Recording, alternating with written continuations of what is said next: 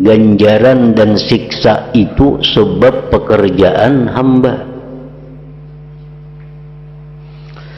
Perbedaan antara rezeki dan ganjaran atau pahala itu bisa ditemukan. Perbedaan antara rezeki dan ganjaran pahala itu bisa ditemukan dalam satu kaidah yang sama.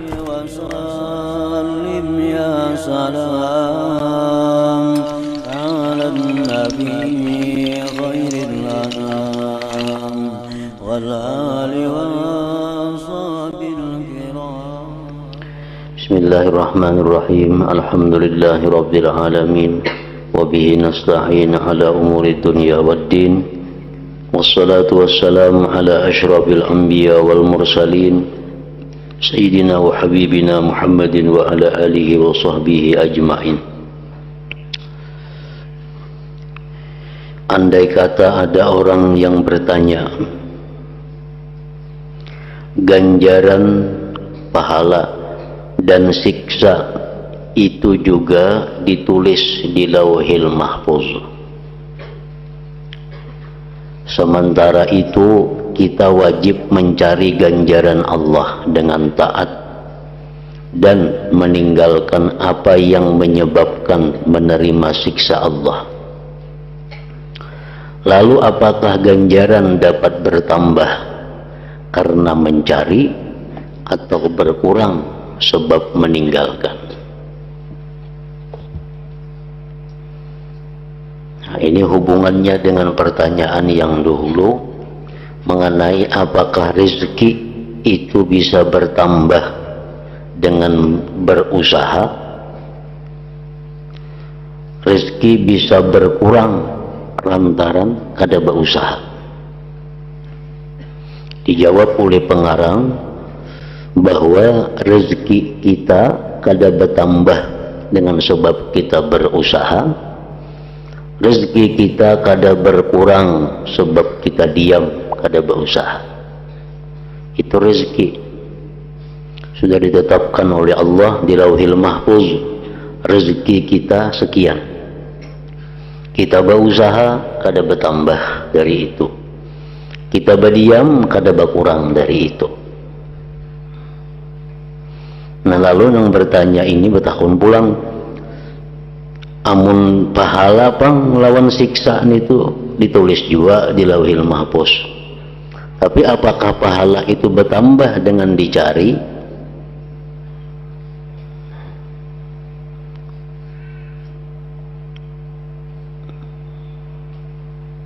Atau pahala itu bisa berkurang sebab kada dicari? Nah, pengarang menjawab, ketahuilah bahwa mencari ganjaran itu, mencari pahala itu hukumnya wajib. Kenapa wajib? Karena Allah memerintahkannya. Allah memerintahkan kita mencari pahala dan mengancam Allah kalau meninggalkannya. Kalau kita meninggalkan mencari pahala, itu diancam Allah.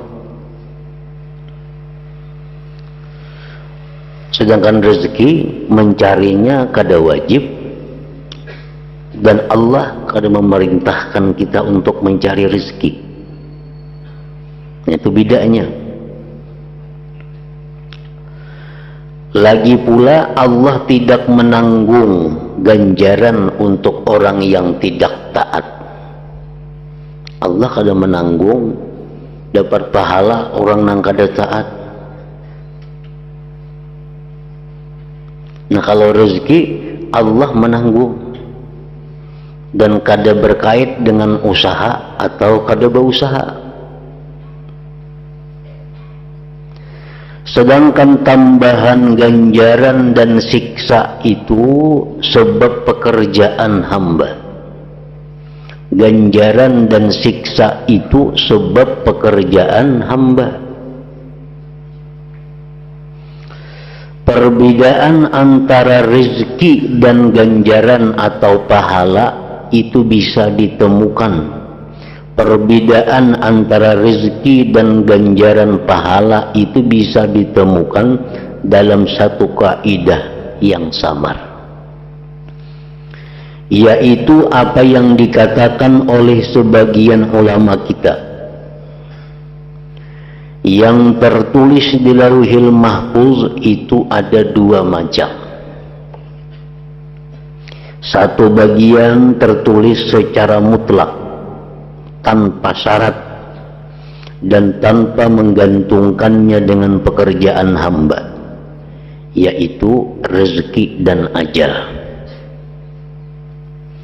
Rezeki, umur itu tertulis di Lauhil Mahfuz mutlak. Arti mutlak apa? Kada pakai syarat, kada tergantung dengan hamba. Rezeki dan ajal. Jadi umur, kayak apa aja kita berusaha, kayak apa aja kita berobat, kada menambahi umur. Kayak apa aja kita bekerja, kada akan mengurangi umur. Karena Allah menentukan umur tanpa ada syarat, tanpa ada kait, mutlak. Demikian rezeki ditulis oleh Allah mutlak di Lauhil Mahfuz tanpa ada syarat, bertambah dengan pekerjaan usaha atau berkurang dengan apa kadada. Tidakkah engkau perhatikan bagaimana Allah menyebut-nyebut keduanya, rezeki dan ajal, secara mutlak tanpa syarat? Allah Ta'ala berfirman, wa ma min dabbatin fil ard illa 'ala Allahi rizquha. Artinya, semua hewan yang melata di bumi rezekinya menjadi tanggungan Allah. Nah, adalah berkait di situ. Rezeki binatang melata termasuk manusia itu dijamin Allah mutlak. Kada ada bertambah bila inya berusaha, kada ada bertambah. Bila inya bekerja, kada ada. Pokoknya Allah mengatakan dalam Al-Quran, semua hewan yang melata di bumi rezekinya menjadi tanggungan Allah. Jadi kita berusaha, kadakah rezeki ditanggung oleh Allah. Dan firman Allah, فَإِذَا جَاءَ أَجَلُهُمْ لَا يَسْتَأْخِرُونَ سَاعَةً وَلَا يَسْتَقْدِمُونَ. Artinya apabila ajal manusia telah datang, maka mereka tidak bisa mengundurkan sesaat pun dan tidak pula memajukan. Adalah berkait umur si hamba, ajal si hamba akan bertambah bila inya bekerja ini. Umur si hamba akan berkurang bila inya melakukan ini kada ada. Sabda Rasulullah sallallahu alaihi wasallam, arba'atun qad furiga anhu, al-khalqu wal khuluq wal rizqu wal ajal. 4 hal yang telah dibereskan, yaitu makhluk, pekerti, rezeki dan ajal. Itu sudah selesai, sudah dibagi oleh Allah.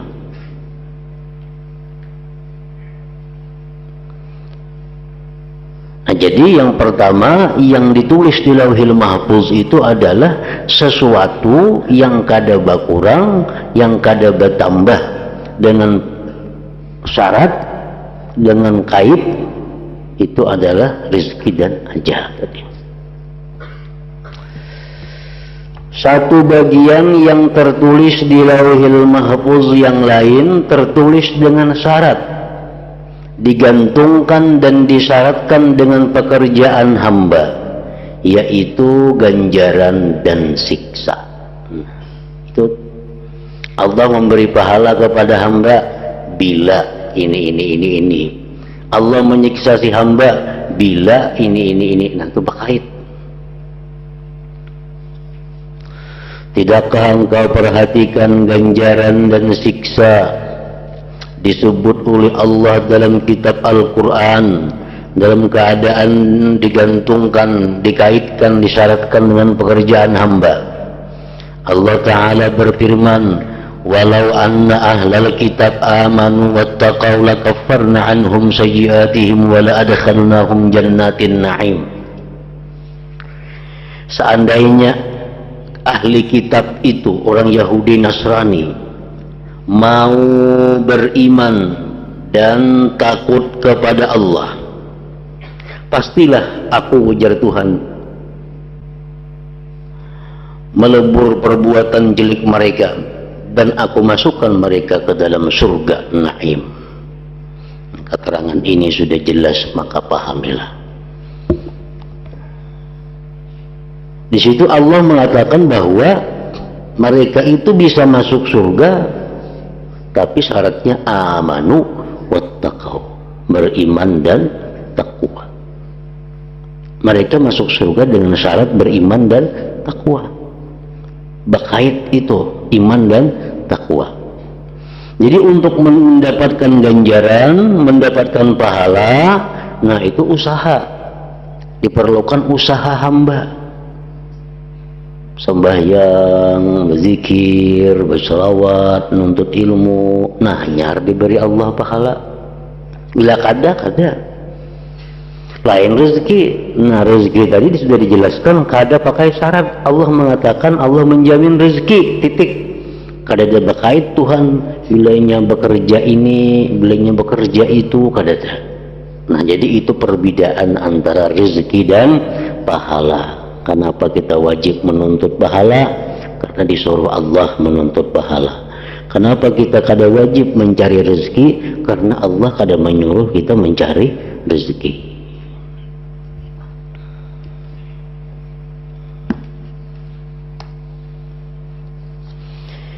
Jika ada yang berkata, kita melihat orang-orang yang mencari rezeki pada menemukan banyak rezeki dan harta, sedangkan orang-orang yang tidak mau mencari rezeki tidak mempunyai apa-apa dan fakir. Menyada nang betakun, menyada nang betakun. Kita melihat orang-orang sugih itu orang-orang yang banyak berisi usaha, sedangkan kita melihat kan orang-orang yang kada berusaha itu kebanyakannya fakir, miskin. Nah berarti kayaknya tuh usaha itu menambah rezeki. Buktinya makin banyak orang tuh berisi usaha, makin banyak rezekinya. Sedangkan orang yang kada berusaha dasar kada berduit. Nah kayak apa nih tuh? Maka berusaha kada menambah rezeki, menganggur kada mengurangi rezeki. Rezeki sudah jelas ditentukan Allah, bulan dapat sekian, bulan dapat sekian. Tapi orang berusaha pindah sugih-sugih, nah menganggur pindah pakir-pakir. Nah jawabnya, seakan-akan engkau tidak pernah melihat, seakan-akan engkau tidak pernah melihat orang yang rajin bekerja tetapi fakir. Banyaknya orang yang giat berusaha, fakir aja. Seolah-olah engkau tidak pernah melihat orang yang tidak bekerja dan nganggur tetapi mendapatkan rezeki dan kaya. Banyaknya orang yang menganggur aja gawian, kada misugih. Artinya kada berusaha, maksudnya menganggur tuh kada berusaha itu, kada berusaha ini, kada berusaha macam-macam, tapi ini sugih. Nah ini semua fakta, kenyataan. Banyak orang yang sungguh bekerja hidupnya miskin, banyak orang yang kada sungguh bekerja hidupnya kaya, banyak juga itu. Bahkan hal semacam inilah yang banyak terjadi. supaya engkau mengerti bahwa yang demikian itu merupakan ketentuan Allah yang maha menang lagi mengetahui, serta pengaturan Allah yang merajai lagi bijaksana.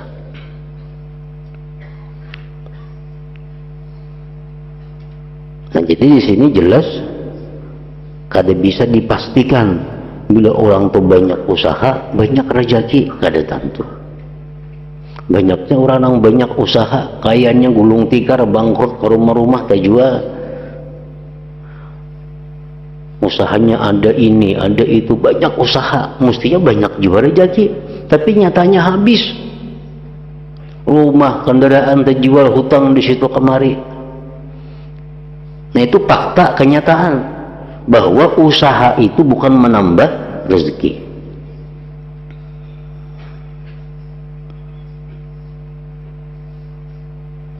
Orang berusaha berdagang,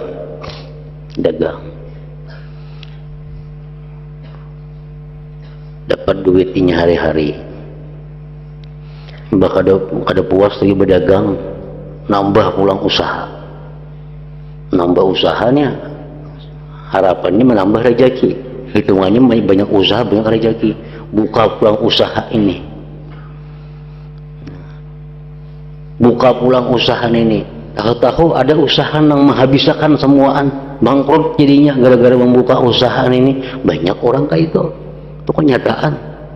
Jadi kada boleh dikatakan bahwa usaha itu menambah rezeki, kada kawa. Nah, jadi rezeki itu sudah ditetapkan Allah. Kita berusaha sakadakah, rezeki itu akan datang kepada kita, mau kada mau. Bila kada percaya itu, kada percaya lawan Quran, kada percaya lawan Nabi, kada percaya lawan Allah Ta'ala, bahwa rezeki kita kada bertambah dengan berusaha, kada berkurang dengan berdiam. Itu satu kepercayaan yang wajib diyakini oleh setiap orang yang beriman. Abu Bakar Muhammad bin Sabiq As-Saqli pemberi fatwa di negeri Syam membacakan syair.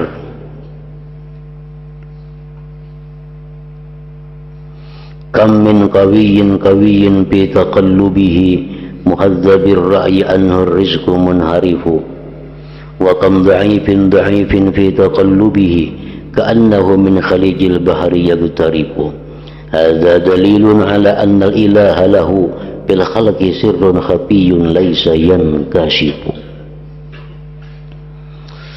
Artinya banyak sekali orang kuat yang rajin mundar-mandir mencari rezeki, lagi pula jernih pendapatnya, tetapi rezeki Allah berpaling darinya. Banyak orangnya ini mundar-mandir, rajin berusaha, lagi pintar otaknya, sarjana orangnya S2 ahli ekonomi,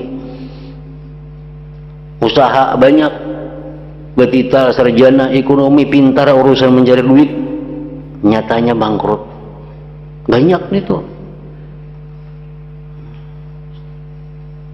Sebaliknya banyak pula orang lemah yang nganggur, yang enggan mundar mandir, istidih aja kada tamat, namun seolah-olah ia tinggal mencibuk saja rezeki dari tepi laut. Banyak orang isi dia aja kada tamat, berusaha kada kakaruan, tapi rezekinya melimpah ruah. Ini merupakan dalil yang menunjukkan bahwa Allah Ta'ala itu mempunyai rahasia yang samar di kalangan makhluk yang tidak bisa terbuka rahasia itu.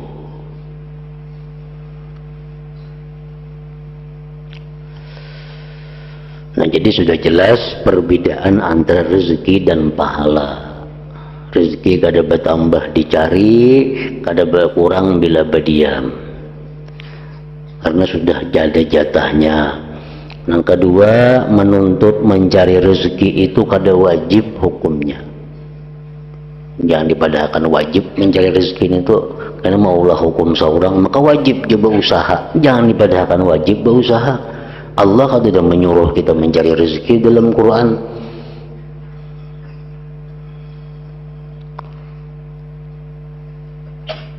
Mencari rezeki itu kada wajib. dan rezeki kada bertambah dengan dicari, kada berkurang dengan berdiam. Sebab Allah menjamin rezeki kita tanpa syarat. Allah menjamin rezeki manusia tanpa ada kait apapun. Lain dengan pahala. Nah, pahala itu kita wajib mencari karena Allah menyuruh, jelas menyuruh mencari pahala. Yang kedua, Allah Ta'ala mengkaitkan pahala dengan pekerjaan. Bila beriman, ku beri pahala. Bila bertakwa, ku beri pahala. Bila kada, kada. Nah, itu berkait.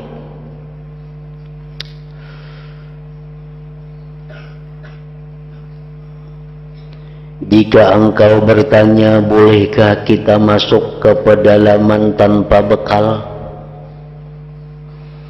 Hendak ke hutan belantara sana, bolehlah kada besangu napa-napa. Kada besangu iwak, kada besangu bares, kada besangu apa, tangan 10 saja. Hendak berangkat ke hutan, tangan 10. Maka ketahuilah bahwa kalau engkau mempunyai hati yang kuat menghadap kepada Allah dan memiliki kepercayaan yang kukuh terhadap janji Allah, maka masuklah. Namun bujur-bujur kita meyakini semuanya dengan keyakinan yang penuh, silahkan berangkat, kada usah bersangu apa-apa.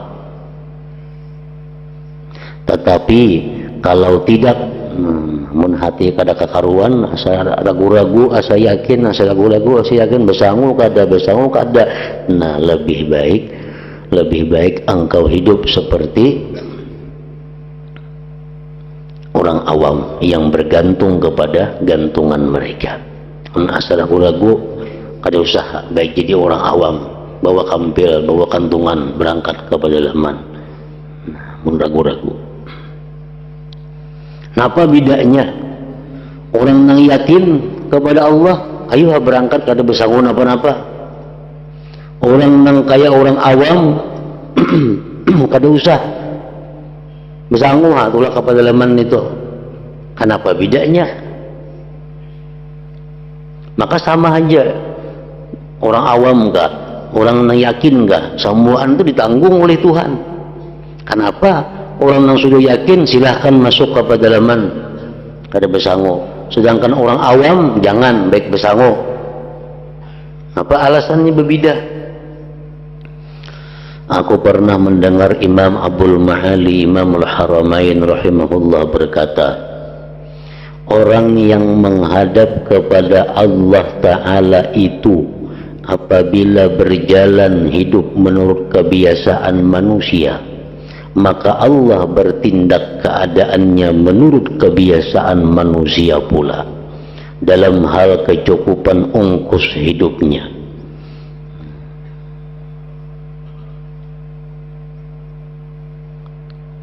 Allah Ta'ala itu memberi seseorang sesuai keadaan orang itu. Nah, kalau orang itu yakin 100% dengan Allah, maka Allah pun akan 100% memberi kepadanya.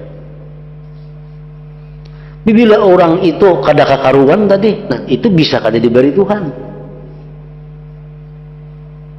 Aku ni asa ragu-ragu, asa bersangu, sana kada hendak bersangu, kalau pinang kada napa-napa kena situ. Baik bersangu ha. Mun aku bersangu, aku dijamin Tuhan juga sudah. Nah, ragu-ragu hati. Bila ragu-ragu rangka ini tulak kada bersangu, mati tengah jalannya. Kenapa? Karena Allah memperlakukan manusia itu sesuai dengan keadaan mereka. Allah memperlakukan manusia sesuai dengan keadaan mereka. Kalau keadaan kita hati bulak-bulik macam itu, disuruh bersangu.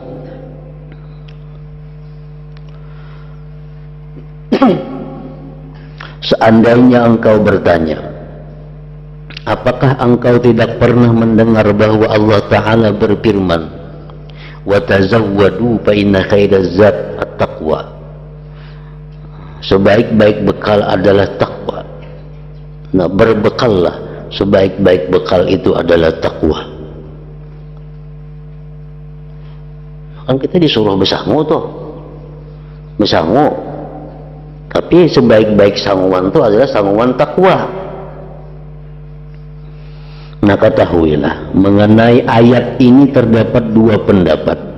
Satu, yang dimaksud ialah bekal akhirat. Artinya bersangulah kamu untuk mati ke akhirat, kaina sebaik-baik sanguan mati itu adalah takwa. Nah, semacam arti ayat itu. Karena itu Allah berfirman khairuz zat at-taqwa, dan Allah tidak berfirman utamud dunia wa asbabuha, harta dunia dan sebab-sebabnya. Allah kadang menyampaikan itu, begitu berbekallah kamu sebaik-baik bekal harta dunia, dan ada Tuhan madahkan ke itu. Tuhan madahkan bersangulah kamu sebaik-baik sanguan itu adalah sanguan takwa.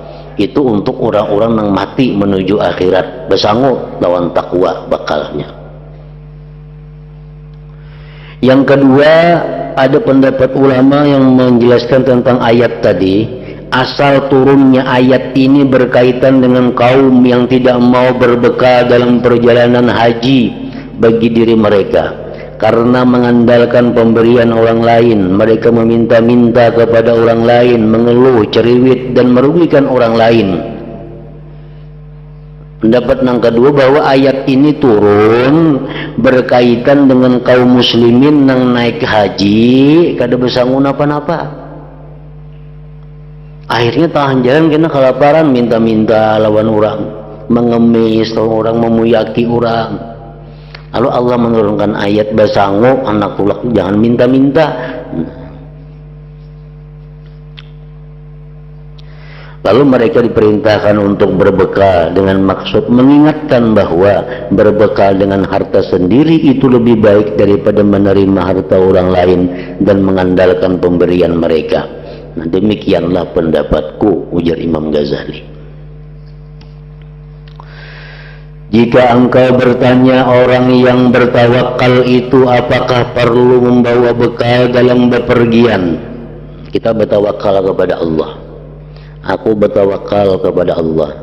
Namun apakah inya perlu membawa bekal? Ini sudah nyata, aku bertawakal kepada Allah. Hidupku, matiku, rezekiku dalam perjalananku, keselamatanku, kuserahkan lawan Allah 100%. Nah, kalau sudah hati kita macam itu, apakah kita masih perlu membawa sangu atau kada? Ketahuilah bahwa orang itu bisa saja membawa bekal, boleh saja membawa sangu, tetapi hatinya tidak tertanam kepada bekal tersebut. Hatinya kada tergantung dengan bekal itu. Sebab tidak boleh tidak, bekal itu merupakan rezekinya dan sebagai penegak dirinya. Orang itu hatinya tertanam kepada Allah dan pasrah kepadanya. Ia bisa mengucap rezeki itu telah dibagi dan sudah dibereskan. Kalau Allah Ta'ala berkehendak, bisa saja menegakkan diriku dengan rezeki ini atau dengan rezeki lain. Aku bersanggup musafir, tapi sangguan itu belum tentu untuk aku. Nah, itu maka ayo bersanggup kemana-kemana, bersanggup duit, bersanggup apa, tapi ingatkan hati kita berkata bahwa sanggup ini adalah belum tentu rezekiku di tangan Allah, bukan di tangan sanggup. Bisa aja rezeki yang kau bawa ini kada aku makan, yang lain yang kau makan.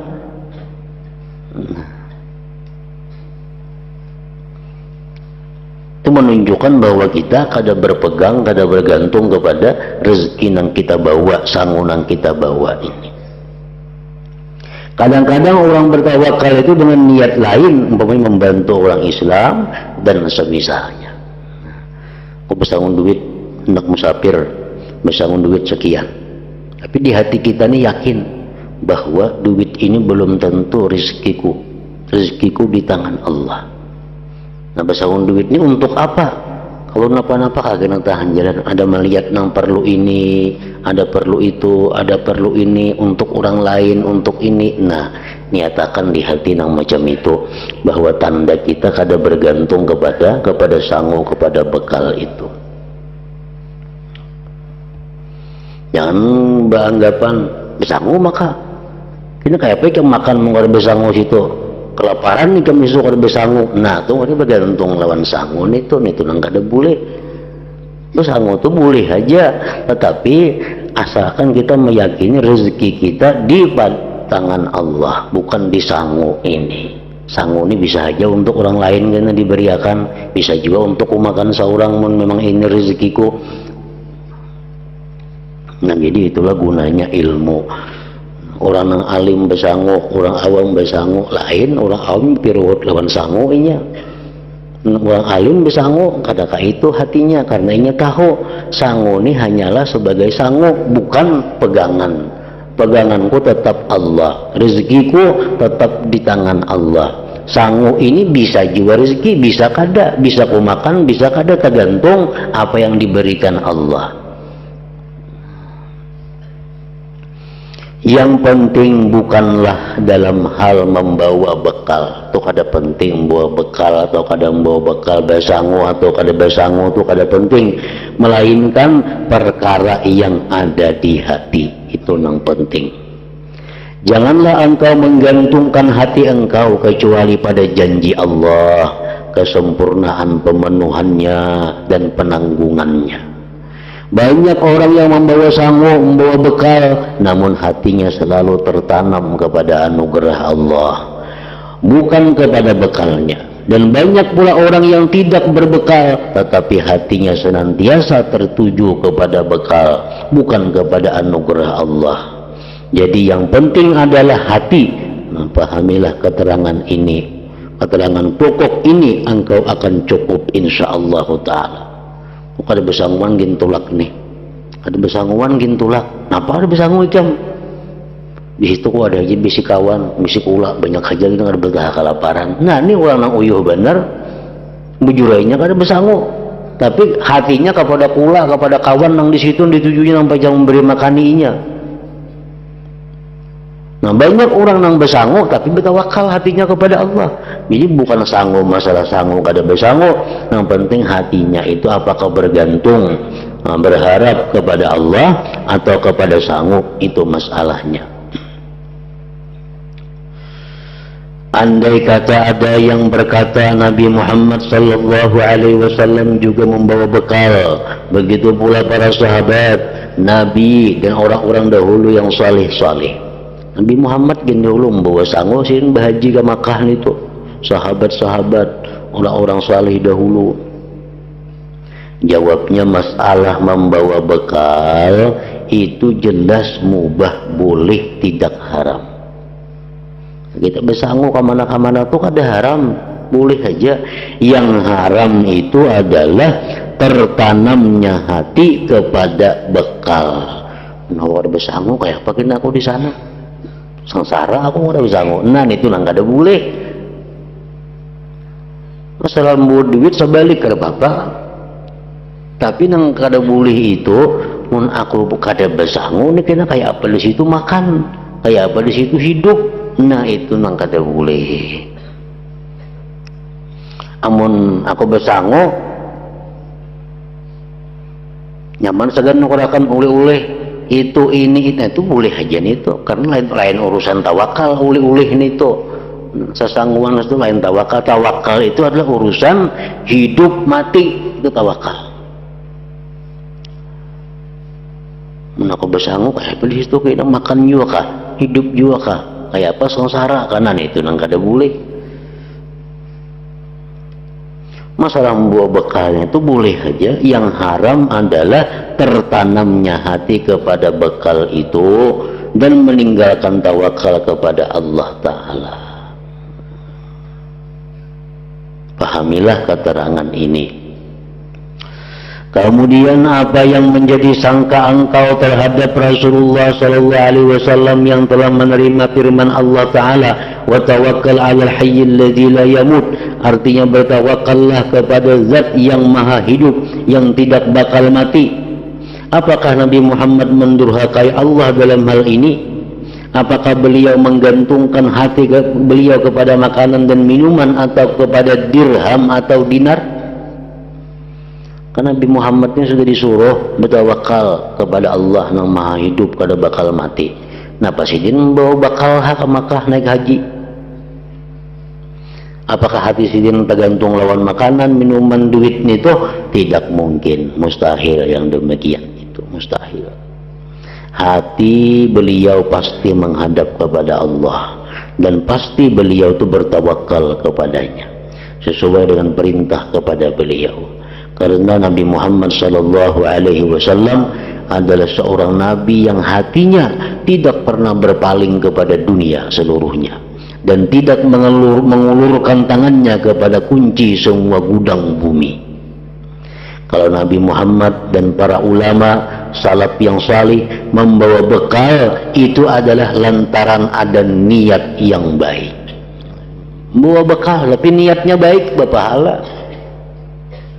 Nampaikan besango banyaknya. Ini besango parlo, ini boleh menguarakan anak, menguarakan cucu, menguarakan kula, menguarakan tetangga, oleh-olehnya. Di situ kena kawan habis duit nang berhutang dihutangi. Nah itu niat nang baik besango. Bukan karena senang hatinya terhadap bekal lalu meninggalkan menghadap Allah.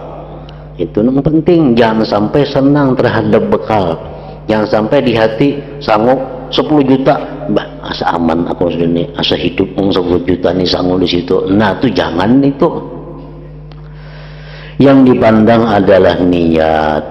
Menurut apa yang kuterangkan kepada engkau, pahamilah dan bangunlah dari tidur engkau, sadarlah dari kelalaian engkau, dan pahamilah benar-benar niscaya engkau dikaruniai laku benar oleh Allah Ta'ala.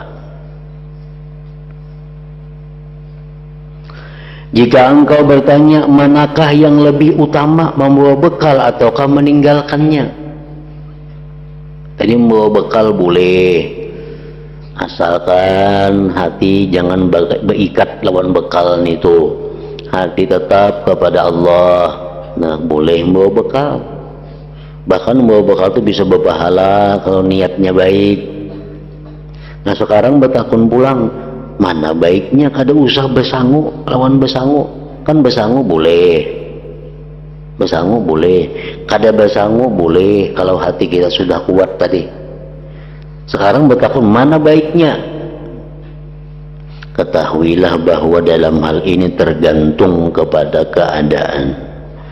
Apabila orang itu menjadi panutan orang banyak yang ingin menerangkan bahwa membawa bekal itu boleh, atau berniat menolong orang Islam, menolong orang susah dan semisalnya, maka yang lebih utama adalah membawa bekal.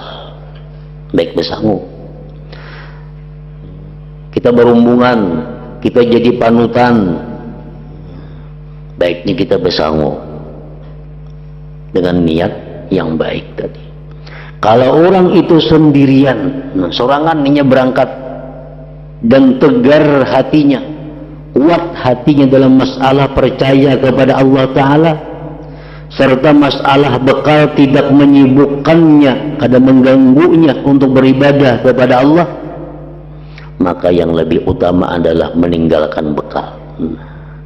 Sudah hatinya kuat kepada Allah, kada sibuk urusan sangu, kada berpikir urusan makan. Nah, dan berangkatnya ingin seorangan, kada pacang minta-minta lawan orang. Namun kayak itu lebih baik kada usah besangu. Walaupun besangu itu boleh, tapi abdalnya meninggalkan sangu. Nah, pahamilah keterangan ini, jagalah, semoga Allah Ta'ala memberi taufik kepada kita semua, amin ya rabbal alamin. Nah kemudian rintangan yang datang kemudian yang kedua ialah hal-hal yang mengkhawatirkan keinginannya dan maksudnya.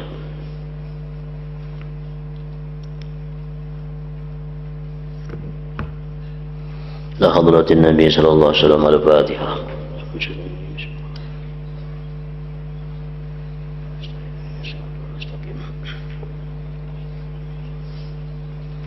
Bismillahirrahmanirrahim. Alhamdulillah rabbil alamin. Wa salli wa sallim ala sayyidina Muhammad wa alihi wa sahbihi ajma'in. Allahumma ighfir lana ma akhta'na wa ma tahammadna wa ma asrarna wa ma a'lanna wa ma asrafna wa ma anta a'lam bihi minna, antal muqaddim wa antal muakhir, la ilaha illa anta. Sallallahu ala sayyidina Muhammad wa alihi wa sallam.